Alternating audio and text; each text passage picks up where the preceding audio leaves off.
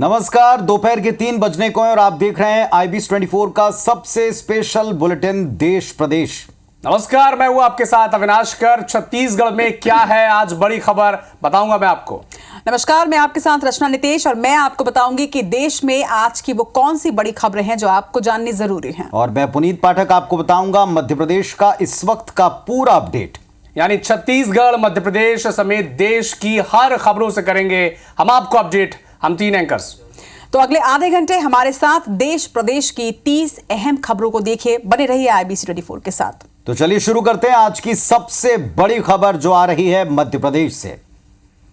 तो मध्य प्रदेश से आज की बड़ी खबर छतरपुर से बड़ी खबर है। भारत बंद के दौरान प्रदर्शनकारियों का उपद्रव सामने आया। प्रदर्शनकारियों ने कई दुकानों में तोड़फोड़ की है। दुकानों में लूट तक का प्रयास हुआ है। पुलिस और प्रदर्शनकारियों में झड़प हुई है। प्रदर्शनकारियों ने पुलिस पर अटैक कर दिया। भारी पुलिस बल तैनात रहा। पहले से एहतियातन पुलिस को अलर्ट करके रखा गया था और आज छतरपुर में भारत बंद के दौरान प्रदर्शनकारियों का उपद्रव दिखा। कई दुकानों में तोड़फोड़ की, लूट तक का प्रयास किया। पुलिस और प्रदर्शनकारियों की झड़प की स्थिति बनी है। प्रदर्शनकारियों ने पुलिस पर हमला कर दिया। अभिषेक सिंह सहयोगी हमारे साथ जुड़ रहे हैं छतरपुर से। जी अभिषेक, क्या स्थिति है? अभी कंट्रोल में है? अभिषेक बताएं, क्या स्थिति अभी कंट्रोल में है? तस्वीर हम देख रहे हैं उपद्रव की। उपद्रव ज्यादा बढ़ता जा रहा था। पुलिस अधीक्षक अगम जैन खुद मौके पर पहुंचे और उसके बाद अतिरिक्त पुलिस अधीक्षक और अन्य पुलिस बल ने समझाइश दी। दरअसल भीड़ भाड़ में पुलिसकर्मी का एक डंडा गलती से एक लड़के के सर में लग गया और उन्हें ऐसा लगा कि पुलिस ने उनके साथ मारपीट कर दी। तो उसके बाद उपद्रवी भड़क गए और पुलिस के साथ यहाँ जब्ती करने लगे, मारने पीटने का प्रयास करने लगे। काफी समझाइश के बाद वो माने हैं और पुलिस भी अब सख्त दिखाई दे रही है और प्रदर्शनकारियों को वापस उन्होंने कलेक्ट्रेट की तरफ मोड़ दिया है। बस स्टैंड नहीं जाने दिया जहाँ ज्यादा संभावना थी कि उपद्रव हो सकता है। पुलिस बल अब मुस्तैदी से स्थिति को कंट्रोल में कर रहा है और पूरी जो भीड़ है इस समय कलेक्ट्रेट छतरपुर की ओर अपना ज्ञापन देने जा रही। कम से कम 3 से 4 हजार लोग उसमें शामिल हैं। तो अभिषेक, कोई नेतृत्व करता है? क्योंकि जो ध्वज दिखाई पड़ रहे हैं उससे संगठन का भी अंदाजा होता होगा। कोई लीडर है इनका जो सामने रहकर के बात करे प्रशासन से या ज्ञापन सौंपते समय? देखिए, भीड़ की जो क्रिया विधि थी, जो उनका तरीका था, वो साफ साफ समझ में आ रहा था। जो युवा है वो कंट्रोल में नहीं थे किसी के। संभवतः वो भीम आर्मी के कार्यकर्ता हो सकते हैं। डंडे लेकर के वो आगे चल रहे थे, जबकि जो BSP के नेता हैं, जो बुजुर्ग नेता है, वो बार बार उनसे आह्वान कर रहे थे माइक के माध्यम से कि आप दुकानों में न जाएं, पुलिस से ना झड़प करें, चुपचाप अपने रैलीबद्ध होकर के चलें और अपना ज्ञापन कलेक्टर को दें। लेकिन जो अलग भीड़ थी, युवाओं की भीड़ थी, वो उनकी बात नहीं मान रही थी। फिर जब पुलिस थोड़ी सख्त हुई तब ये जाकर की भीड़ मानी है और उन्हें वापस कलेक्ट्रेट की ओर मोड़ दिया गया है। तो अभी किसी की इस मामले में कोई गिरफ्तारी हुई है झड़प के बाद? नहीं, फिलहाल अभी कोई गिरफ्तारी नहीं हुई है क्योंकि उग्र प्रदर्शन था। गिरफ्तारी वगैरह करने से और ज्यादा भीड़ भड़क मतलब और ज्यादा झगड़ा हो सकता था, उपद्रव बढ़ सकता था। तो पुलिस ने चिन्हित जरूर कर लिया होगा क्योंकि जिन दुकानों में ये तोड़फोड़ कर रहे थे वहाँ पुलिस की जो वीडियो टीम है वो भी कवर कर रही थी और मीडिया में भी काफी वीडियो आए हैं जिससे साफ हो गया कि कौन ये उपद्रव करने की कोशिश कर रहा था। चलिए, आप नजर रखिएगा, वापस आपसे हम अपडेट लेंगे। तो अभिषेक सिंह हमको दिखा भी रहे हैं, बता रहे हैं कि आज भारत बंद के दौरान भीम आर्मी और बहुजन समाज पार्टी के ध्वज लिए कुछ लोग निकले थे, लेकिन वहां उपद्रव की स्थिति बनी। पुलिस के साथ में झड़प हुई है। कुछ दुकानों में तोड़फोड़, लूटपाट जैसी घटनाएं घटी और बाद में स्थिति कंट्रोल करने के लिए पुलिस ने भी सख्ती दिखाई है। फिलहाल मामला शांत बनाने की कोशिश की जा रही है। प्रदर्शन जारी है, लेकिन कलेक्ट्रेट की तरफ इन सभी का रुख है जहां वे ज्ञापन देने जा रहे हैं। IBC 24 भी आप सबसे अपील करता है कि बंद के दौरान किसी भी तरह का उपद्रव, किसी भी तरह की अफवाह, किसी भी तरह के उपद्रवियों की बातों में आप न आएं। शांतिपूर्वक अपने अधिकार का इस्तेमाल करें, प्रदर्शन करें। छतरपुर से तस्वीरें आपको दिखा रहे हैं। पुलिस और प्रदर्शनकारियों में झड़प की तस्वीरें। प्रदेश भर में मिला जुला असर दिखा है। ज्यादातर जगहों पर असर कम रहा, लेकिन छतरपुर में ये प्रदर्शन के दौरान की तस्वीरें हैं। तो चलिए, एक तरफ छतरपुर में उपद्रव के बाद में स्थिति कंट्रोल करने का प्रयास है, दूसरी तरफ पूरे प्रदेश का हाल देखें 10 तस्वीरों में। मध्य प्रदेश के तमाम इलाकों में असर दिखा है। 10 तस्वीरें देखें। छतरपुर की पहली तस्वीर देखी, प्रदर्शन के दौरान हिंसा हो गई। प्रदर्शनकारियों ने दुकान लूटने का प्रयास किया। मामला फिलहाल शांत है, कंट्रोल करने की कोशिश पुलिस कर रही है। इन पर काबू करने का प्रयास किया तो पुलिस के साथ में उनकी झड़प भी हुई है। हमला पुलिस पार्टी पर किया। भोपाल की तस्वीर, खासा असर नहीं है, राजधानी में कई बाजार खुले हैं। मुरैना में धारा 163 लागू है, सुरक्षा के कड़े बंदोबस्त हैं। ग्वालियर में पुलिस बल तैनात रहा। इंदौर में मिला जुला असर रहा है, कुछ हिस्से बाजार की सुबह बंद रहे। अस्पताल और आपातकाल सेवाओं पर कोई असर नहीं। हरदा में शहर में आधी दुकानें बंद हैं। SC/ST संगठनों ने स्वेच्छा से प्रतिष्ठान बंद रखने का आह्वान किया। बुरहानपुर और सीधी टीकमगढ़, कटनी, ये 4 जगहों की तस्वीरें देखें जहां संगठन प्रदर्शन करते नजर आए, लेकिन कोई बड़ी घटना इन चारों स्थानों पर नहीं घटी। हम लेके रहेंगे और कमोबेश यही तस्वीर छत्तीसगढ़ में भी देखने को मिली। आरक्षण के मुद्दे को लेकर सुप्रीम कोर्ट के फैसले के विरोध में आज ST/SC संगठनों ने बंद का आह्वान किया और इस बंद को लेकर छत्तीसगढ़ में जो तस्वीरें सामने आई हैं वो आपके सामने है। रायपुर में बंद को लेकर सुरक्षा के कड़े बंदोबस्त किए गए। तमाम चौक चौराहों पर पुलिस तैनात है। हालांकि बंद का कोई खास असर राजधानी रायपुर में दिखा नहीं। कुछ स्कूलों को प्रबंधन ने एहतियातन बंद रखा। हालांकि ज्यादातर जो स्कूल थे वो खुले रहे। दुकानें भी सुबह से खुली हुई हैं। बस, ऑटो, टैक्सी सवारी गाड़ियां चल रही हैं। राजधानी में चैंबर ऑफ कॉमर्स ने बंद का समर्थन नहीं किया है। बिलासपुर की बात करें तो वहां पर बंद का असर नहीं दिखा। महासमुंद में भी बंद कराने के लिए संयुक्त मोर्चा सड़कों पर निकला। डोंगरगढ़ की बात करें तो बंद का वहां पर मिला जुला असर दिखा। अंबिकापुर को अगर ध्यान में रखा जाए तो बंद असरदार रहा। वहां पर प्रदर्शनकारियों ने खुली दुकानों को बंद करा दिया। लोरमी, बेमेतरा, सुकमा और कांकेर में भी आपातकालीन सेवाएं छोड़कर तमाम बाजार और प्रतिष्ठान बंद रहे।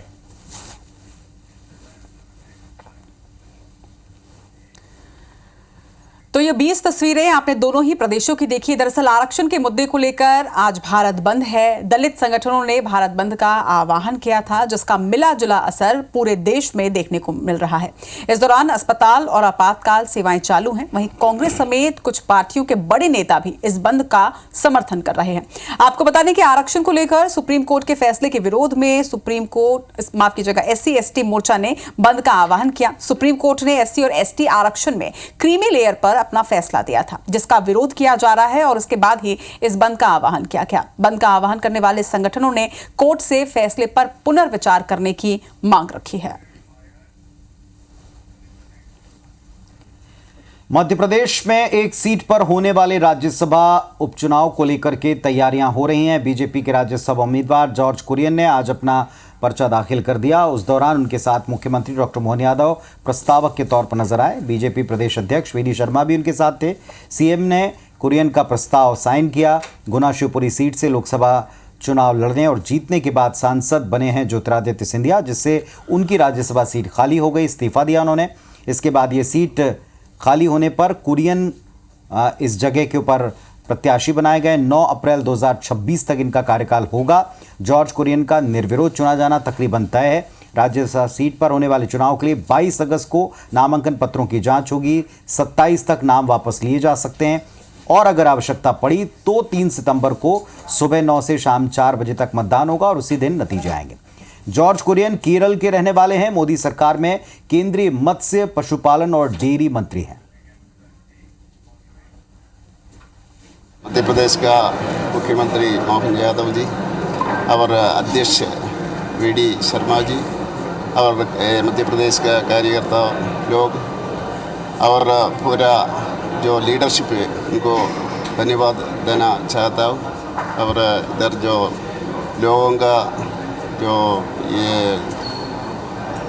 जो इश्यूज होता है ये मैं हल करने के लिए तैयार हूँ। मध्य प्रदेश के राज्यसभा के कोटे से हमारे जॉर्ज कुरियन जी जुड़े हैं। यशस्वी प्रधानमंत्री का आभार, माननीय राष्ट्रीय अध्यक्ष जी का आभार, जिन्होंने मध्य प्रदेश को एक मंत्रिमंडल के साथी के नाते से चुनने का हमारी विधानसभा को मौका दिया और उम्मीद करेंगे कि मध्य प्रदेश को आपके मंत्रिमंडल होने का हम सबको लाभ मिलेगा। मेरी अपनी ओर से पुनश्च बधाई। जॉर्ज कुरियन जी मध्य प्रदेश से राज्यसभा के लिए नामांकन दाखिल किया है और मध्य प्रदेश के भारतीय जनता पार्टी के सभी कार्यकर्ता इस बात के लिए उत्साहित भी हैं और माननीय जॉर्ज कुरियन जी का हम बहुत हृदय से यहाँ पर स्वागत करते हैं। तो जॉर्ज कुरियन मोदी सरकार, NDA सरकार के अल्पसंख्यक चेहरे के तौर पर, एक बड़े चेहरे के तौर पर देखे जा रहे हैं। ईसाई वर्ग से वो इकलौते मंत्री हैं इस वक्त NDA सरकार की अगर बात की जाए तो। रायपुर का रुख करते हैं क्योंकि रायपुर में आज पुलिस अधिकारियों की एक अहम बैठक हुई जिसमें मुख्यमंत्री विष्णुदेव साय ने इसकी अध्यक्षता की। इस बैठक की केंद्रीय गृह मंत्री अमित शाह के दौरे से पहले यह बैठक हुई है जिसमें प्रदेश के गृह मंत्री विजय शर्मा समेत पुलिस विभाग के आला अधिकारी मौजूद रहे। इस दौरान नक्सल अभियान की समीक्षा की गई। ये भी आपको याद दिला दें कि 23 अगस्त से अमित शाह का 3 दिवसीय छत्तीसगढ़ दौरा है और अमित शाह नक्सल मामलों की समीक्षा करेंगे। 7 राज्यों के मुख्य सचिव और आला अधिकारी इस बैठक में शामिल होंगे। और अब बात करते हैं कोलकाता मामले की। कोलकाता में ट्रेनी डॉक्टर की रेप और मर्डर केस में आज कलकत्ता हाई कोर्ट में सुनवाई हुई है। याचिकाकर्ताओं के वकील का कहना है कि राज्य सरकार ने पूर्व प्रिंसिपल संदीप घोष की जांच के लिए एसआईटी का गठन किया। ये उन्हें बचाने के लिए एक दिखावा है। हालांकि कोर्ट ने कहा कि हम इस मामले को अब 4 सितंबर को सुनेंगे। उधर बंगाल सरकार ने इस पूरे मामले से जुड़ी रिपोर्ट कोर्ट में पेश करने की बात कही है। इस पर हाई कोर्ट के चीफ जस्टिस टीएस शिवगमन ने कहा कि अब सुप्रीम कोर्ट में है, रिपोर्ट अपने पास रखिए, इसे सुप्रीम कोर्ट में ही पेश करिएगा। हाई कोर्ट में पिछली सुनवाई 16 अगस्त को की गई थी। तब चीफ जस्टिस टीएस शिवगमन ने राज्य सरकार और पुलिस को फटकार लगाई थी और सख्त लहजे में कहा था कि अस्पताल में तोड़फोड़ के लिए 7,000 की भीड़ आई थी। पुलिस उस वक्त क्या कर रही थी? पुलिस खुद को नहीं बचा पा रही थी तो डॉक्टर नीडर होकर आखिर कैसे काम करेंगे? इधर भोपाल में सदस्यता अभियान जो भारतीय जनता पार्टी चलाने वाली है, इसको लेकर पूरी रूपरेखा बन गई है। छत्तीसगढ़ के बाद मध्य प्रदेश में भी सबको जिम्मेदारियां मिल गई हैं। संभाग में पदाधिकारियों को शामिल करके उन्हें ट्रेनिंग दी जा रही है। 1 सितंबर से पूरे प्रदेश में ये सदस्यता अभियान शुरू हो जाएगा। मध्य प्रदेश में अब की बार 1.5 करोड़ नए सदस्यों को जोड़ने का टारगेट है। देश भर के लिए 10 करोड़ सदस्य बनाने का लक्ष्य है। बीजेपी कार्यकर्ताओं को संबोधित करते हुए प्रदेश अध्यक्ष वीडी शर्मा ने कहा कि 35,000 बूथ लगातार जीतते हैं, 15,000 बूथ हैं जो हम लगातार हारते हैं। हम सब कार्यकर्ताओं को अपने बूथ पर टारगेट करके काम करना है। साथ ही उन्होंने कहा कि हारी हुई सीटों पर सांसदों की ड्यूटी होगी कि वे वहां पर सदस्यों को जोड़ें। लगभग 35,000 से ऊपर लगातार जीत रहे हैं, तो हम सब कार्यकर्ताओं को अपने अपने बूथों पर, हम सब कार्यकर्ताओं को अपने अपने मंडलों में, हम सब कार्यकर्ताओं को अपने अपने जिले के अंदर और सम्मानित सांसद सम्मानित विधायकों को अपनी लोकसभा और अपनी विधानसभा को टारगेट करके इस संगठन पर्व के इस अवसर पर केंद्रीय गृह मंत्री अमित शाह 23 अगस्त से 3 दिन के दौरे पर छत्तीसगढ़ आ रहे हैं।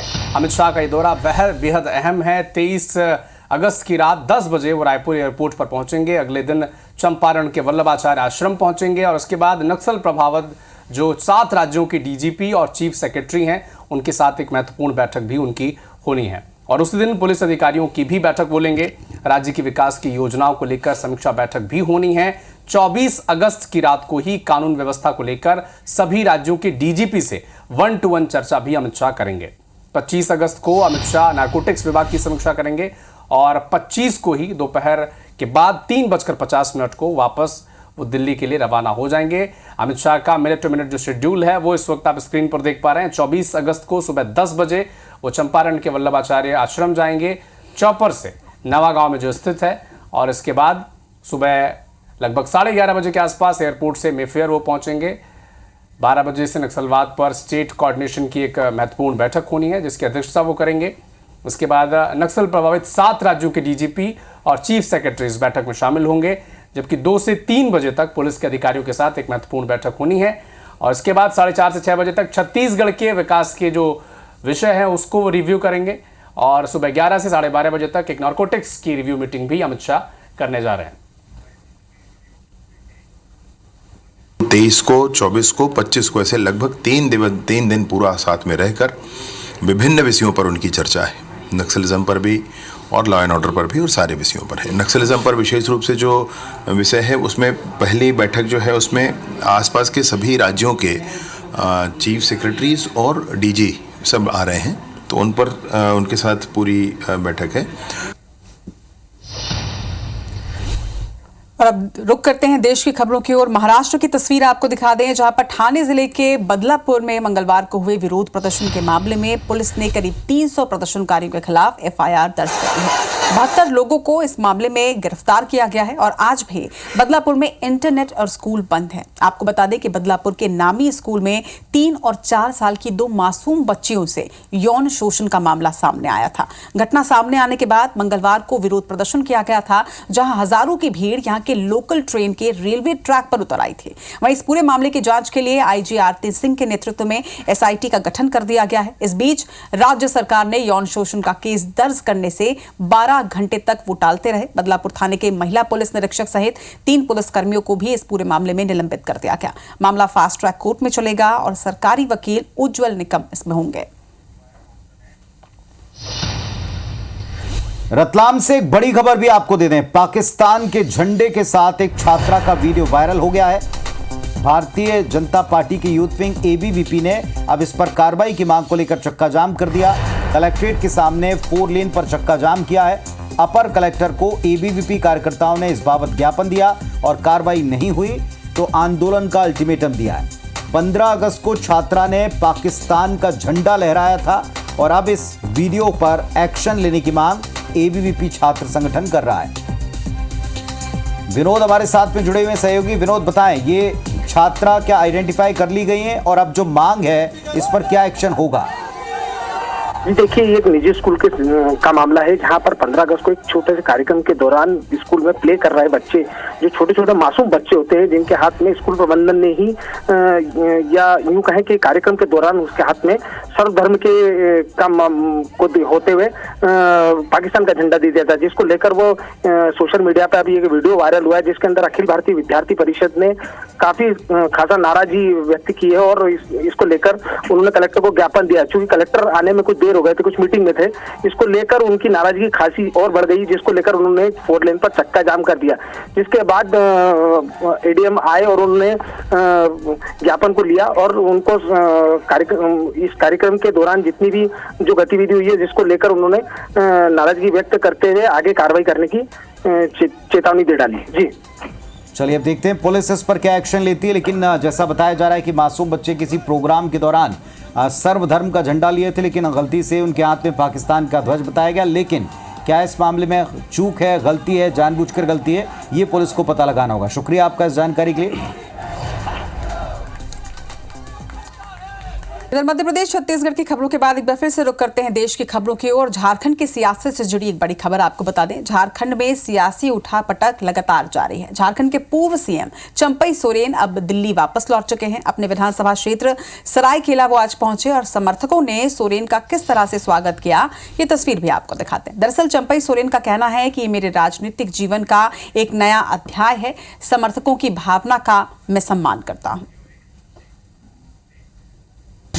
जिस कार्यकर्ता के साथ हम झारखंड प्रदेश में हर क्षेत्र में हम नेतृत्व करके आगे बढ़ा है, उनका सोच, उनका भावना को हम सम्मान देते हैं। इसलिए हमारा चैप्टर नया अध्याय हमने अब तो शुरू किया, नया अध्याय है, चैप्टर बनते जाता है। तो देश प्रदेश में फिलहाल बस इतना ही। हमें दीजिए अनुमति। नमस्कार।